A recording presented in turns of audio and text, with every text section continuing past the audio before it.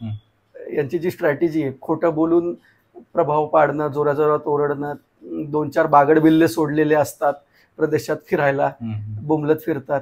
तर याच्यावर आळा बसला पाहिजे किंवा एक योग्य माहिती विद्यार्थ्यांपर्यंत पोहोचली पाहिजे. यासाठी आमचा पूर्ण प्रयत्न राहील. मूलभूत प्रश्न महत्त्वाचे, तुमची स्कॉलरशिप महत्त्वाची आहे, तुमचं शिक्षण महत्त्वाचं आहे. तुम्हाला बहुजन समाजाला शिक्षणापासून दूर ठेवण्याचे प्रयत्न हे भाजपतर्फे होत आहे. डॉक्टर बाबासाहेब आंबेडकर मराठवाडा विद्यापीठातील जे कुलगुरू आहेत, त्यांचं जर मागचे धोरण बघितले तर ते पूर्ण दडपशाहीचे. आम्ही त्यांच्या विरोधात नक्कीच मोर्चा उघडणार आहे आणि एक लोकशाही मार्गाने विद्यापीठ चाललं पाहिजे, हुकुमशाही चालणार नाही, याची आम्ही निश्चित काळजी घेऊ. अवेअरनेस कॅम्पेन आम्ही विद्यार्थ्यांमध्ये करणार आहे आणि मुळात मुद्दा म्हणजे एक आम्ही प्रामुख्याने एक मागणी आम्ही लावून धरणार आहे की कॉलेज निवडणुका झाल्या पाहिजे. तंत्रज्ञानाचा आम्ही पुरेपूर वापर करणार आहोत. आमचा रीच हा मॅक्झिमम राहील याचा आम्ही प्रयत्न करत आहोत आणि शेवटच्या विद्यार्थ्यांपर्यंत पोहोचण्याचं आमचे प्रयत्न राहील. नमस्कार, मी गणेश पोकळे. लेट्सअपमध्ये आपल्या सगळ्यांचं स्वागत आहे. आजची एकंदरीत महाराष्ट्राची आणि देशभरातली जी परिस्थिती आहे, ज्यावेळेस एखादा पक्ष देशावरती अनेक काळ राज्य करतो, सत्तेत असतो, तो कदाचित येणाऱ्या काळात सत्तेत नसतो किंवा सत्तेत येईन का नाही अशी शक्यता निर्माण होते. काळाचा एक महिमा असं म्हणतो त्याला आपण, एक परीघ पूर्ण होतो आणि 400 जागा जो जिंकणारा पक्ष आहे तो कधी कधी 60वर येतो, 40वर येतो. त्यांनी पुन्हा उभारी घेतली, आता तो 100 जागेवरती आहे. लोकसभेचा आपण बोलतो.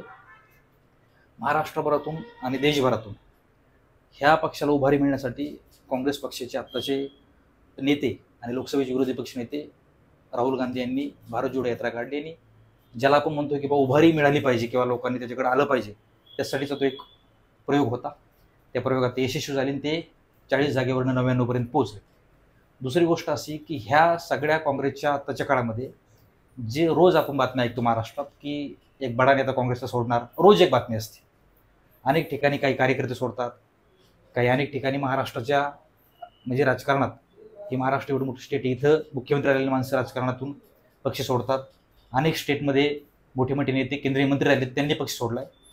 तर आता पुन्हा हा पक्ष कधी सत्तेत येईल, या पक्षाची अवस्था काय आहे, अशी सगळी शंकास्पद परिस्थिती असताना राहुल गांधी ह्या पक्षाला घेऊन कुठपर्यंत चाललेत, कसे चाललेत आणि त्यांच्या प्रयत्नाला यश येईल का, हे सगळे प्रश्न उपस्थित होत असताना आज महाराष्ट्रातल्या आणि मुख्यतः मराठवाड्यातल्या एका गावापासून, म्हणजे खेडेगावापासून शहरापर्यंतचा प्रवास जो असतो विद्यार्थ्याचा, तो शिक्षणासाठी फक्त. पण एका विद्यार्थ्याचा गावापासून म्हणजे खेड्यापासून शहरापर्यंतचा प्रवास हा राजकीय आहे आणि शैक्षणिक आहे.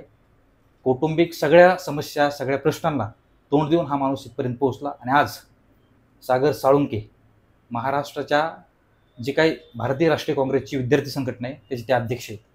तर त्यांनी हा प्रयोग, म्हणजे ज्यावेळेस सपकाळ अध्यक्ष झाले त्यावेळेस सगळ्यांनी असं म्हणलं की हा कुठला चेहरा आणला, आम्हाला तर माहीतच नव्हता. तसं सागर अध्यक्ष झाल्यावर असं म्हणू शकतात की हा कुठला चेहरा आणला, आम्हाला माहीतच नव्हता.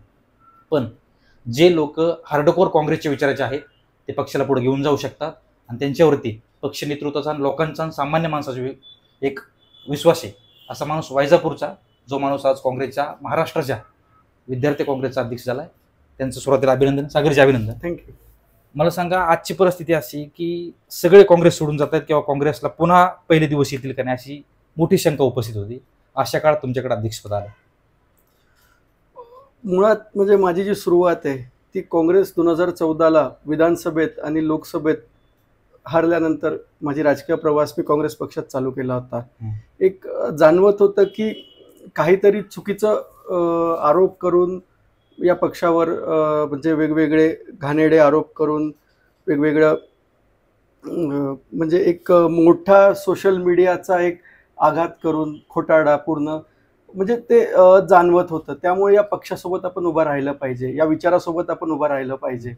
तर आज आपण जे अभ्यासला असेल, जेवढा माझा अभ्यास आहे की म्हणजे की आपण काँग्रेसचं योगदान स्वतंत्र चळवळीत बघतो आणि एक सामाजिक समता हे एक महत्त्वाचा भाग मला शालेय जीवनात वाटला की एक भारतीय समाज व्यवस्थेत सामाजिक समता ही नाही आहे. आणि आपण चार चौघात जेव्हा वागतो तेव्हा जात व्यवस्था समजली, वेगवेगळे प्रश्न धर्म व्यवस्था समजली. तर ही काही प्रमाणात काँग्रेस जो एक आयडिया ऑफ इंडियाचा जो भारत आहे तो घेऊन चालते. आणि एक सर्वांगीण प्रगती करायची असेल तर आपल्याला काँग्रेससोबत राहिलं पाहिजे आणि काँग्रेससाठी काम केलं पाहिजे.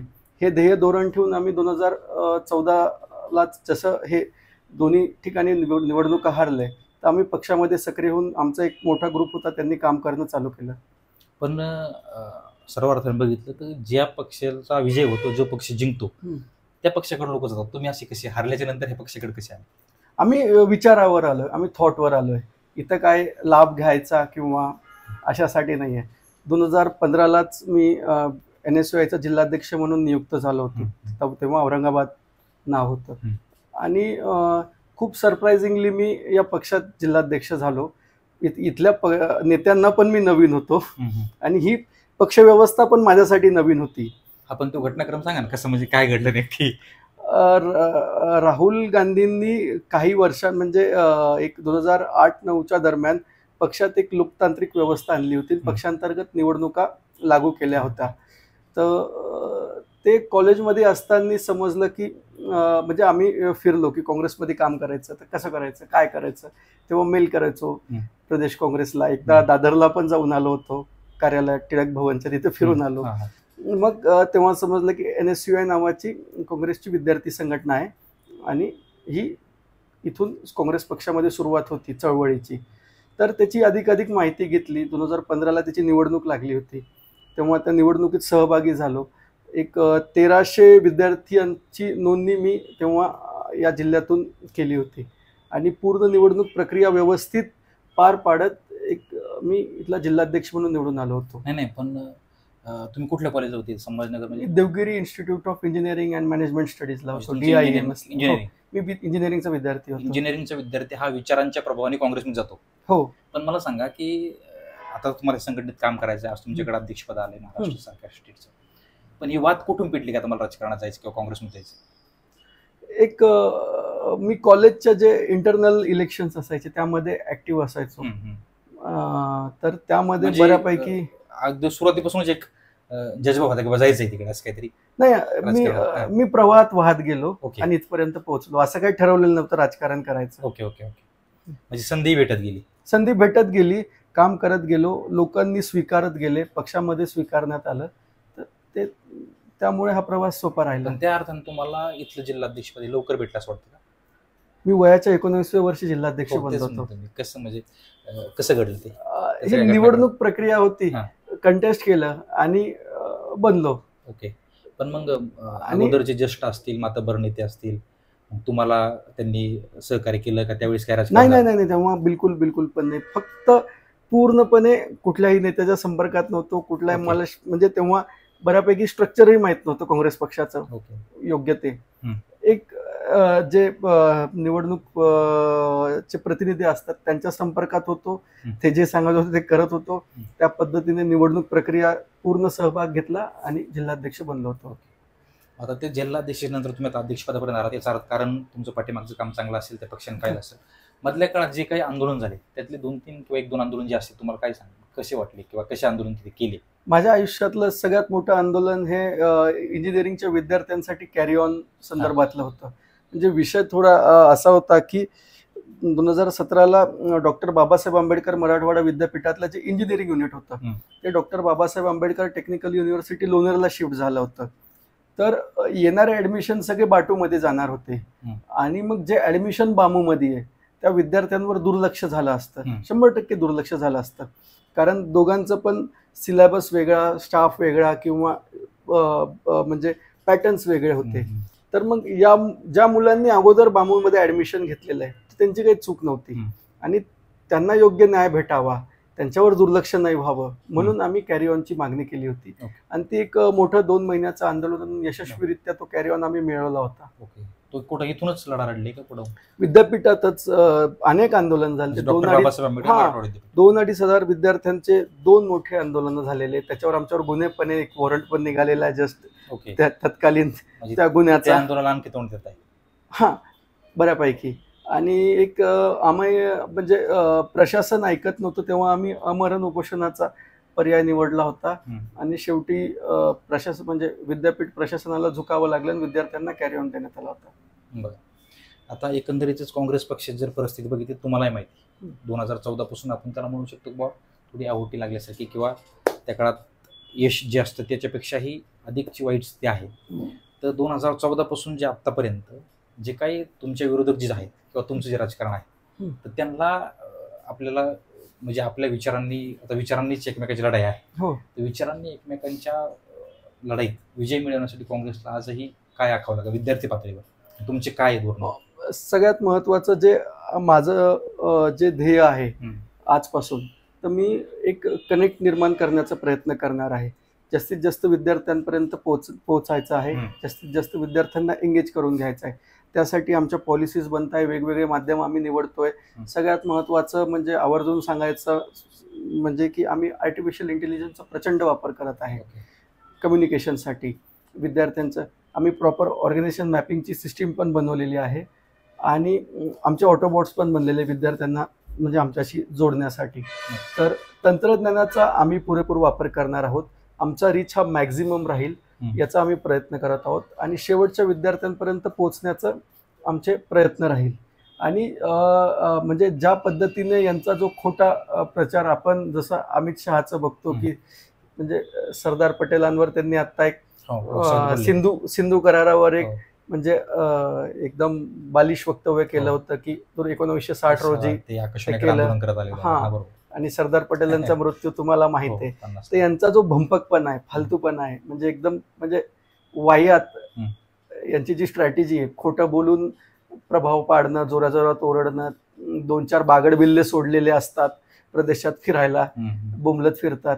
तर याच्यावर आळा बसला पाहिजे किंवा एक योग्य माहिती विद्यार्थ्यांपर्यंत पोहोचली पाहिजे.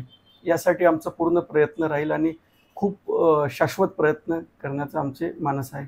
आता देशभरात जर बघितलं तर अनेक स्टेटमध्ये भारतीय जनता पक्षाचे किंवा युतीमध्ये सरकार आहे. अनेक तरुण अशा बघतो आपण की त्यांना रोजगार किंवा इतर प्रश्न जे आहेत विद्यार्थ्यांनी म्हणून कॉलेजेस असतील त्याच्यामधले अनेक कॉलेजेस म्हणून विद्यार्थी म्हणून जे संघर्ष असतील हे सगळे दुर्लक्षित करून बऱ्याच अंशी विद्यार्थ्यांना हे हिंदुत्व हे जे काही विचार प्रखर विचार हे सगळे आकर्षित करतात. यातून तुम्ही आता कसं तुमच्याकडे ओढणार तुमचे विचार कसे नेणार आहेत विद्यार्थ्यांकडे? सगळ्यात महत्त्वाचं आम्ही त्यांना त्यांच्या मूलभूत प्रश्नांशी जाणीव करून देणार आहे. आज म्हणजे नोकर भरतीत प्रचंड म्हणजे भ्रष्टाचार आहे. कंत्राट भरतीत म्हणजे तुम्ही जर नोटीस करत असाल तर पूर्णपणे कंत्राटीकरण राज्य शासनातर्फे केलेलं आहे. डॉक्टर्स MBBS सारखा डॉक्टर आज कंत्राटी कर्मचारी म्हणून वेगवेगळ्या हॉस्पिटल्समध्ये काम करत आहेत. हे गंभीर बाब आहे. तर या गोष्टींकडे थोडं म्हणजे एक योग्य अवेअरनेस कॅम्पेन आम्ही विद्यार्थ्यांमध्ये करणार आहे. आणि मुळात मुद्दा म्हणजे एक आम्ही प्रामुख्याने एक मागणी आम्ही लावून धरणार आहे की कॉलेज निवडणुका झाल्या पाहिजे. कारण याचं कारण असं की विद्यार्थी आज युवक जो आहे तो मतदानात बाबत एवढा सिरियस नाही आहे किंवा तो लोकशाहीत किंवा यात इन्व्हॉल्व्ह होत नाही आहे. म्हणजे लोकशाहीच्या उत्सवात किंवा त्याला असं सरकारवर पण काही होप्स नाही आहे आणि काही होणार आहे म्हणजे काहीच होणार नाही असं म्हणजे एक मत बनलेला असा खूप मोठा वर्ग आहे. निवडणुका बंद केल्यामुळे असं झालं असेल? नाही, विद्यार्थ्यांमधली अवेअरनेस संपलेली आहे. किंवा तुम्ही जर बघितलं असेल निवडणुका बंद झाल्यामुळे ना घराणेशाही वाढली आहे, नवीन नेतृत्व उभा राहत नाहीये. म्हणूनच म्हणतो तुम्हाला की मुलांना जो काय अवेअरनेस आला पाहिजे तर विद्यापीठात किंवा जे काय कॉलेज लेवलला निवडणुका झाल्या तर विद्यार्थी जागृत होते 100%. कदाचित बंद झाल्यामुळे ते त्याच्यापर्यंत पोहोचत 100%. जो एवढा शांत म्हणजे एवढे गंभीर विषय होत आहेत की म्हणजे नोकर भरतीत भ्रष्टाचार चालू आहे. MPSCचं प्रकरण तुम्ही बघताय, वेळेवर एक्झाम्स येत नाही, रिझल्ट्स येत नाही, पण पाहिजे तसा उद्रेक किंवा वचक विद्यार्थ्यांचा प्रशासनावर जसा पाहिजे तसा दिसत नाहीये. तर त्याचे कारण हेच आहे. नाही, निवडणुका बंद झाल्यामुळे कदाचित त्या जाणीवा विद्यार्थ्यांना होत नसाव्यात असं. दुसरा प्रश्न असा होता की आता काँग्रेसमध्ये सध्या तरी तुम्हाला दिसत असेल किंवा सामान्य वर्गाला जर विचारलं आपण तर त्यांचं असं म्हणणं की फक्त राहुल गांधी लढत आहे. बरोबर. तर त्यांना राहुल गांधीच फक्त दिसत आहेत, तर काँग्रेसचे अनेक लोक लढताना का दिसत नसतील? निश्चित तुम्हाला दिसेल. आज हर्षवर्धन सपकाळ साहेबांसारखा एक म्हणजे जमिनीवरचा चेहरा पक्षाने प्रदेश अध्यक्ष म्हणून दिलेला आहे. आणि एक प्रामाणिक लढत झाली पाहिजे, एक प्रामाणिक प्रयत्न झाले पाहिजे. त्यासाठीच आमचे हे म्हणजे सगळ्या निवडीतून तुम्हाला दिसून येत आहे. आणि आम्ही जो लढा आहे तो खूप प्रामाणिकपणे गोरगरिबांसाठी राहुल गांधींच्या ध्येय धोरण राबवण्यासाठी आम्ही करणार आहोत. आता गेली 5-10 वर्षापासून बघतोय आपण, ते आजही तीच परिस्थिती आहे. अनेक असे प्रचार असतात भारतीय जनता पक्षाचे किंवा एकंदरीत तुमच्या काँग्रेसच्या बाबतीत, की जेणेकरून काँग्रेसकडे लोक आकर्षित होऊ नयेत किंवा काँग्रेसला लोक जे काही आत्तापर्यंत मानत होते, तर त्यांनी आपण मग असं सांगायचं का काँग्रेसमुळेच 370ची अडचण झाली, मग ते आम्ही बाहेर काढलं, किंवा आम्हीच आता राम मंदिर बनवलं, यांच्याच काळात अडचण झाली होती. अशा मुद्द्यांना कसं म्हणजे बीट करणार? आम्ही मूलभूत प्रश्नांवरती विद्यार्थ्यांकडे जाणार. मूलभूत प्रश्न महत्त्वाचे, तुमची स्कॉलरशिप महत्त्वाची आहे, तुमचं शिक्षण महत्त्वाचं आहे. तुम्हाला बहुजन समाजाला शिक्षणापासून दूर ठेवण्याचे प्रयत्न हे भाजपतर्फे होत आहे. त्यांच्या निर्णयातून तुम्हाला वारंवार दिसून येत आहे. न्यू एज्युकेशन पॉलिसीजमधून त्याचं बरेचसे म्हणजे जसं की खूप लहानपणापासून स्किल एज्युकेशन अप्लाय करतायत. आज गरीब वर्ग कोण आहे? बहुजन समाजातले लोक गरीब आहेत. कोणी असा उच्चवर्णीयामधला गरीब तुम्हाला दिसणार नाही. आज 5वी पासून जर एखाद्या आदिवासी विद्यार्थ्याला जर तुम्ही स्किल एज्युकेशन दिलं तर तो पोटा पाण्यासाठी त्याच्या म्हणजे थोडा मोठा झाला की त्याच्या घरचे त्याला काही स्किल आलं ते कामाला लावतील. तो उच्च शिक्षणापासून वंचित राहील.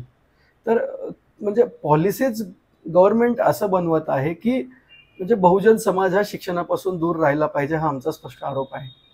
प्रायव्हेटायझेशन वाढतंय. आज इथला दर्जा वाढवायचा विद्यापीठांचा, तर तुम्ही बाहेरच्या 100 विद्यापीठांना देशात परवानगी दिली आहे. इथला दर्जा वाढवायचा. आज मी संभाजीनगरचा आहे. आज मला आवर्जून एक मुद्दा उपस्थित करायचं वाटतं की महात्मा गांधी युनिव्हर्सिटी आहे आपल्याकडे, MGM युनिव्हर्सिटी, ती आज पूर्णपणे प्रायव्हेटायझेशन झाली आहे.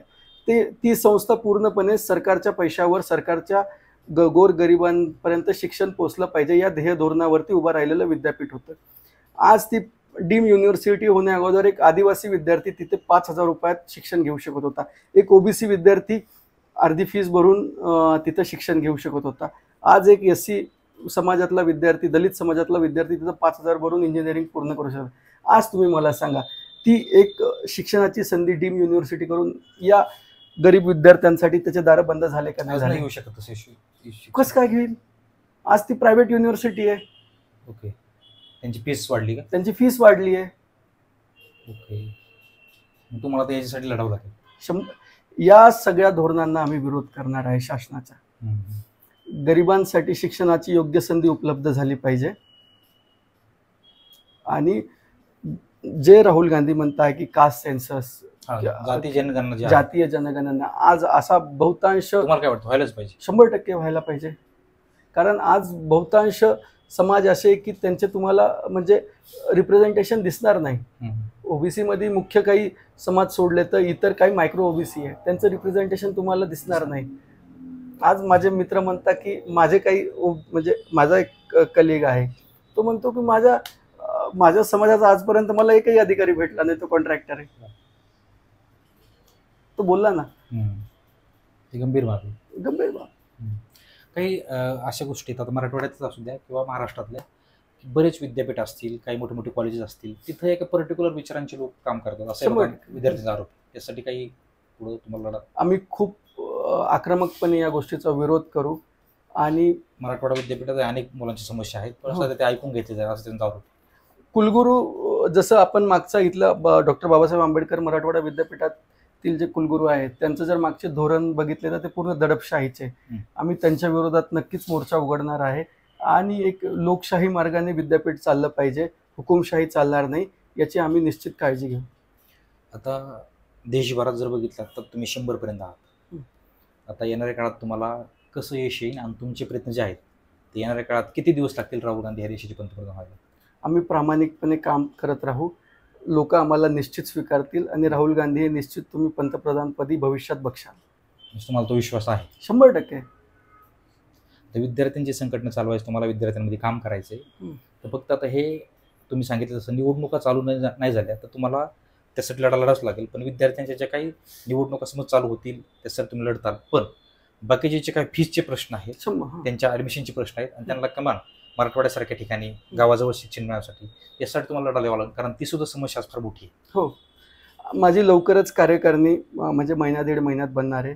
माझं प्रयत्न राहणार आहे की मुलांनी खूप प्रामाणिकपणे काम करावं आणि या विषयांसाठी आम्ही मागेही लढत होतो आणि अधिक प्रखरपणे लढण्याचं आमच्या संघटनेचा प्रयत्न राहील. पण पुढच्या इतक्या सगळ्या भारतीय जनता पक्ष किंवा जे काही हिंदुत्ववादी असतील इतक्या प्रखर विचारांना तुमच्या विचारांना तुम्ही कसं बीट करणार आहे, पोहोचवणार विचार? लढावं लागणार आहे. जे आहे ते जशी पाहिजे तशी लढाई लढू, पण निश्चित लढू. आणि विजय मिळेल असं वाटतं? लढणं आमचं काम राहील आणि तो विजय मिळेपर्यंत लढायचंच हे आमचं ध्येय धोरण आहे. विजय मिळेपर्यंत लढायचं आणि विचारांना हरवायचं. आज जी काय जबाबदारी मिळाली ती महाराष्ट्रातल्या विद्यार्थ्यांपर्यंत जायचंय, त्यांना कनेक्ट करायचंय आणि ह्या देशाचे राहुल गांधी नक्की पंतप्रधान होतील. कारण आम्ही विद्यार्थ्यांच्या प्रती, शिक्षणाप्रती आणि विद्यार्थ्यांचे जे हक्क आहेत त्यासाठी लढणार आहेत, असं सागर यांनी सांगितले. त्यांच्या पुढील कार्याला शुभेच्छा. Let's up Marathi, Ganesh Pokale, Chhatrapati Sambhajinagar. Social मीडियाच्या भाऊ गर्दीत विश्वासार्हतेने चकाकणारे नाव म्हणजे लेट्स अप मराठी. सगळ्यांना, सगळ्या नागरिकांना ती स्पीच, ती लेट्स अप वरील मुलाखती म्हणजे विचारांचा खजिना. त्यानंतरच्या निवडणुकीमध्ये मला सोडून गेले. बातम्या केवळ वस्तुस्थिती सांगणाऱ्या, न प्रोपगंडा, फक्त जनतेचा अजेंडा. क्योंकि आने वाला कल जाने वाला है, जाने वाला कल आने वाला है. राजकारण, मनोरंजन असो की क्रीडा क्षेत्र, महाराष्ट्राची स्पंदने संवेदनशीलतेने टिपणारे माध्यम म्हणजे लेट्स अप मराठी. जगासोबत एक पाऊल पुढे राहण्यासाठी लेट्स अपचे ॲप, सोशल मीडिया आणि वेबसाईट सोबत कनेक्टेड रहा.